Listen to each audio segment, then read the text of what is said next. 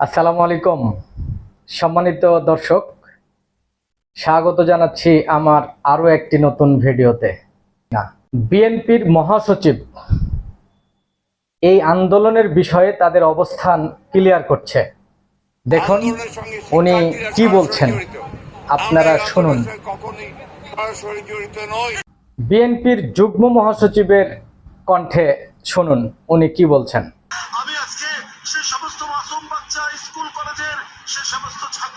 বিএনপির এক আপা তিনি দেশের মানুষকে ধাওয়া দিতে চেয়েছেন। কাকে ধাওয়া দিবেন? আবার ভোটও চাচ্ছেন। কত বড় নির্লজ্জ ভাবতে পারেন। সংবিধানে হাত দেব না, তাহলে সংবিধানের নিয়ম মোতাবেক, সংবিধানের নিয়ম রক্ষায় নির্বাচন হবে 2029 সালের 5ই জানুয়ারি, শিডিউল নির্বাচন। মেহরবানি করে ততদিন পর্যন্ত অপেক্ষা করুন। গ্লোবাল বর্তমান অন্তর্বর্তীকালীন সরকার প্রধানকে টিকিয়ে রাখতে এদেশের লক্ষ কোটি বনি আদম সদা প্রস্তুত আছে। সুতরাং বিএনপির আন্দোলনকে গণাই ধরে না দেশের মানুষ। একাধিকবারের নন্দিত এবং নির্যাতিত প্রধানমন্ত্রী, জননন্দিত প্রধানমন্ত্রী বেগম খালেদা জিয়া নিরপরাধ মানুষ, তার জেল ঠেকাতে ব্যর্থ এক সংগঠনের নাম হচ্ছে বিএনপি।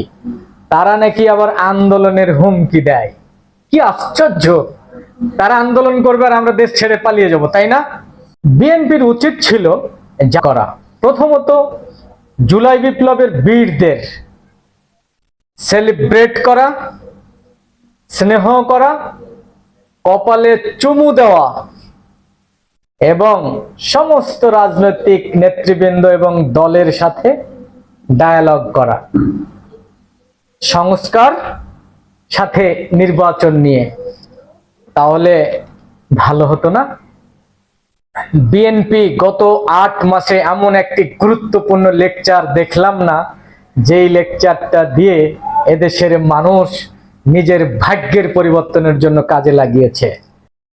সম্মানিত দেশবাসী, দেশের মানুষের কাছে আমি বিনীত অনুরোধ জানাতে চাই, আপনারা বুঝুন, চিন্তা করুন বিবেক দিয়ে, কারা দেশপ্রেমিক, কারা দেশের মানুষের জন্য মঙ্গল চায়, কারা দেশের মানুষকে ভালোবাসে, কারা দেশের মানুষের পাশে দাঁড়ায়, কারা দেশের মানুষের কল্যাণ চায়। নিজের বিবেককে প্রশ্ন করেন। এখন কি এদেশের মানুষ কষ্টে আছে? এখন কি বিএনপির লোকজন কষ্টে আছে? তিনি কত সুন্দর ভাষায় বলেছেন, তারা আমাদের ভাই, তাদেরকে আমরা বোঝাবো তোমাদের পথটা সঠিক নয়, আসো। আর যারা অপরাধী তাদেরকে আমরা আইনের হাতে তুলে দেব, আইন তাদের বিচার করবে। শুধু কিলাকিলি করলে এর কোনো সমাধান হবে না। ভাবতে পারেন, আমি বড় গর্ববোধ করি তিনি আমার রাষ্ট্রের প্রধান।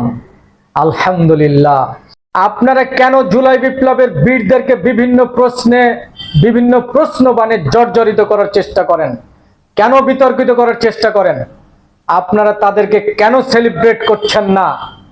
কেন তাদেরকে একটা সেলিব্রেশন দিচ্ছেন না?